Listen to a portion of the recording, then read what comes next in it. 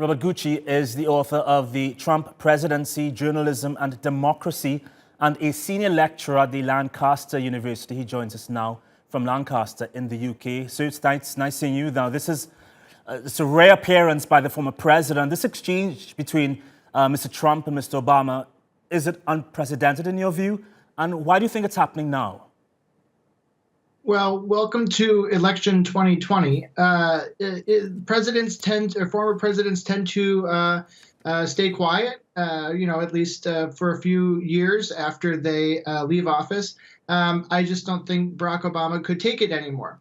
But more seriously, Joe Biden, who's going to be the Democratic candidate for president, is having a hard time, I think, bringing together Bernie Sanders supporters and gaining traction for a November election. And so enter Barack Obama, who had a great following for his two terms, to try and punch it out with Donald Trump.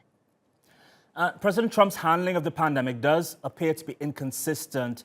And Mr. Obama is reported as saying that the administration has a what's in it for me attitude. Do you think that the administration is likely, its performance is likely to have an impact on the elections in November? Well, some of this has to do with how quickly America can open back up. And that's one of the reasons that Donald Trump and his administration is pushing for there to be life as normal, despite the concerns of what it might do to death rates. Interestingly, you even see him entering into the Rose Garden, not wearing a mask. And his military advisors not wearing masks. However, the scientists are. And even within his own administration, there are divides about how it's been handled. But certainly a very clear message that America is above and beyond this. You can't take us down. You can't take the military down.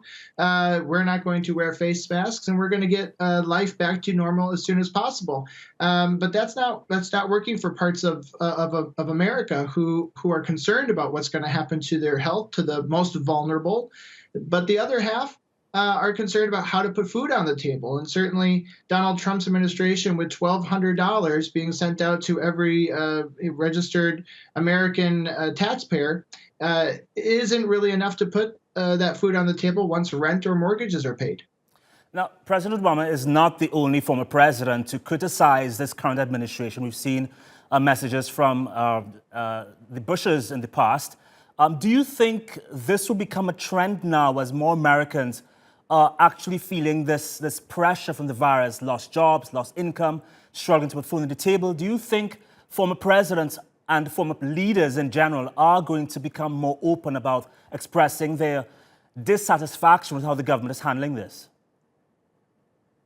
It depends on how the public responds. If the public comes back and says, look, why are you attacking our president? He's doing a great job. He's despite this COVID issue, he's brought America back to greatness. This is something that any president couldn't be prepared for. That's one of the responses that come back. However, when presidents and others come back and say, look, we had things in place before, we had committees in place, we had PPE, we had plans for something like this happen, and the Trump administration got rid of it, then that's going to be very difficult for the Trump administration to come back and really fight against. But they're trying, and certainly name calling is one of the things that Donald Trump does a lot. And I think he's been waiting for an opportunity to go up against this past president, Barack Obama.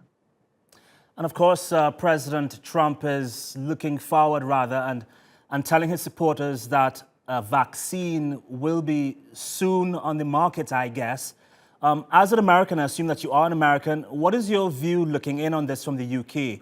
Do you have faith that the Trump administration can overcome this pandemic? Well, I don't know how any country is going to overcome it. I mean, there are lots of strands of coronavirus that don't have vaccines.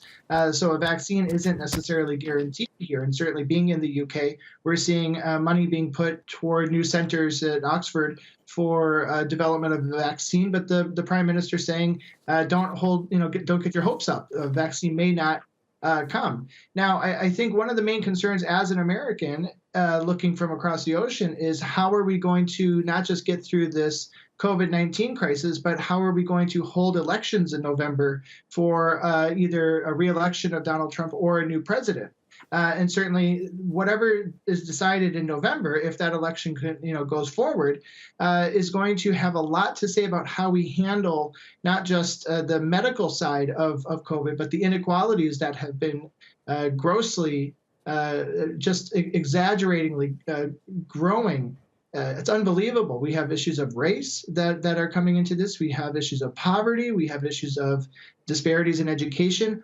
All of these things are central to what the country needs to deal with going forward. Once a vaccine is brought out, or once all the lockdown is done, how is the country going to move forward? That's really a big question that's going to come up in November. Definitely. We appreciate you taking time to speak with us here, Robbie Gutsche. Thank you for that.